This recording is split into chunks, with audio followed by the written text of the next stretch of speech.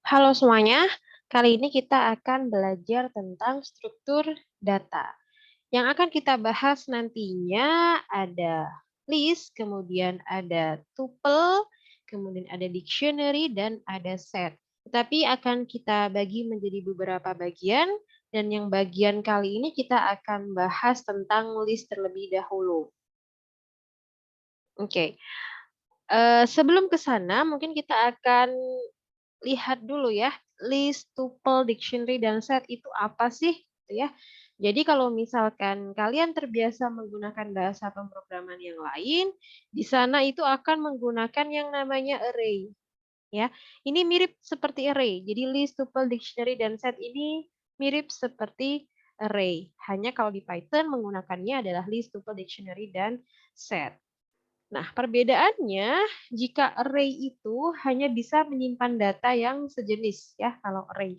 Tetapi jika list, tuple, dictionary, dan set itu bisa menampung data dengan tipe-tipe data yang berbeda. Jadi itu ya bedanya antara array dengan yang lainnya, yaitu list, tuple, dictionary, dan set. Oke, kita akan bahas tentang tipe list terlebih dahulu. Secara umum cara penulisannya adalah seperti ini ya. Namanya apa, kemudian sama dengan berikan kurung siku, harus kurung siku ya, tidak bisa menggunakan kurung yang lain. Kemudian isikan elemen-elemennya di sini dan dipisahkan dengan tanda koma. Contoh, misalkan nilai sama dengan 100, 200, 300, 400, 500. Jadi, kita bisa memanggil elemen-elemen yang ada di dalam nilai ini dengan cara berikut. Ya, untuk sebelah kiri ini selalu dimulai dari 0 ya. Ini indeks ke 0, ke 1, ke 2, ke 3, ke 4. Tetapi tidak selalu menggunakan angka positif ya, kita juga bisa menggunakan angka negatif.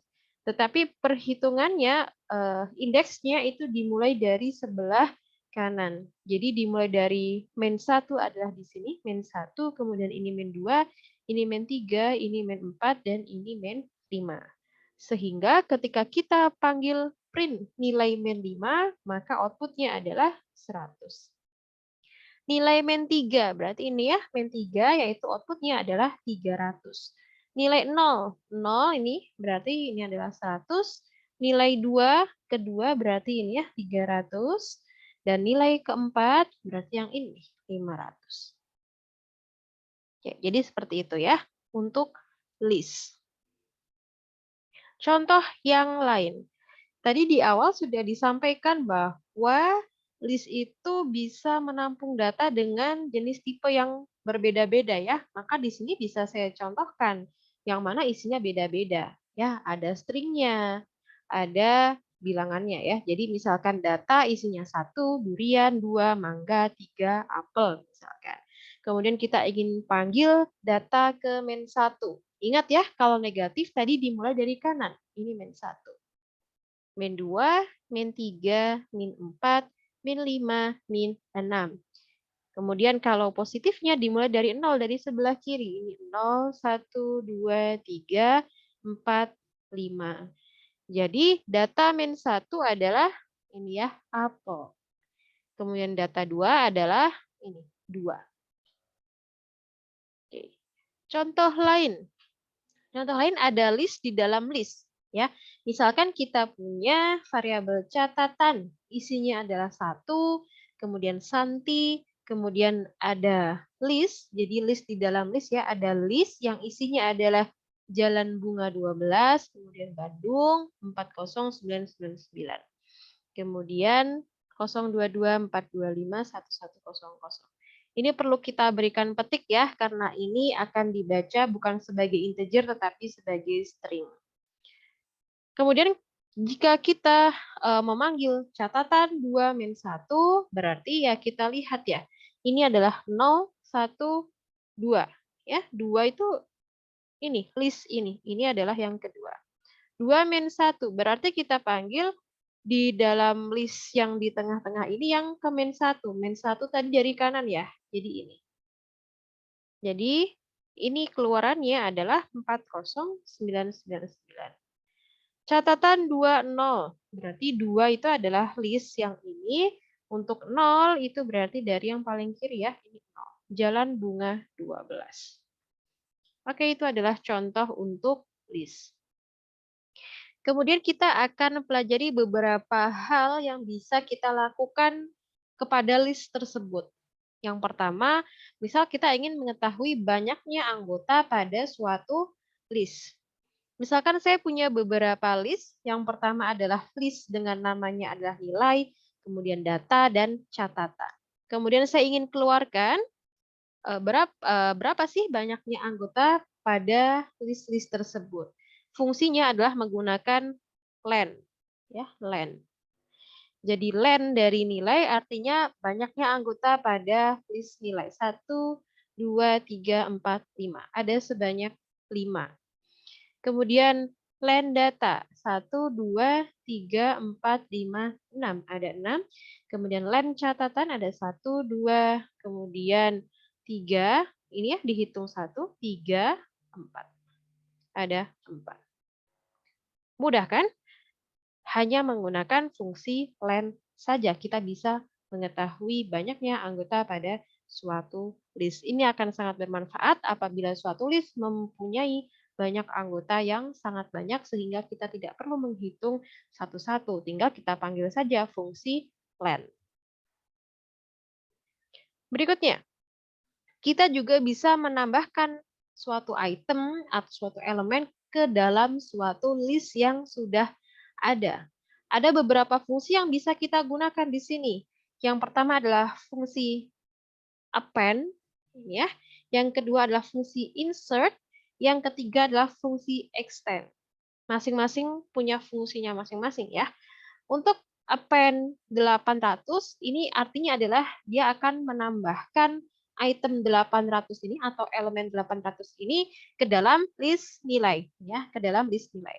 Jadi nanti kalau kita print nilai setelah kita tambahkan elemen 800 ini outputnya adalah ini ada tambahan 800 di sini. Kemudian kita coba gunakan fungsi insert. Kalau append tadi dia menambahkan item ke dalam list, otomatis posisinya selalu ada di paling akhir. Tetapi kalau insert kita bisa memilih sesuka kita. Kita ingin menginsertkan suatu item pada indeks keberapa, gitu ya. Di sini misalkan kedua. Jadi nilai insert 2.800 artinya kita ingin menyisipkan nilai 800 ini pada posisi kedua ya, pada indeks kedua. Berarti nilai tadi awalnya ini ya, ini nilai, kemudian kita insertkan 800 tetapi pada indeks kedua. 0, 1, ini ya, kan berarti 0, 1, 2. Oke, berarti di posisi kedua ini akan ditambahkan 800. Dan sisanya sama. Ya, 300, 400, 500, 800. Yang terakhir adalah extend, yang mana extend ini adalah menambahkan list ke dalam list. Jadi kalau di extend list 700, 900, 600 kan nilai sebelumnya adalah ini ya. Maka kalau di extend jadi ditambahkan list 700, 900, 600. Ya tinggal dikopas saja kemudian ditambahkan 700, 900, 600.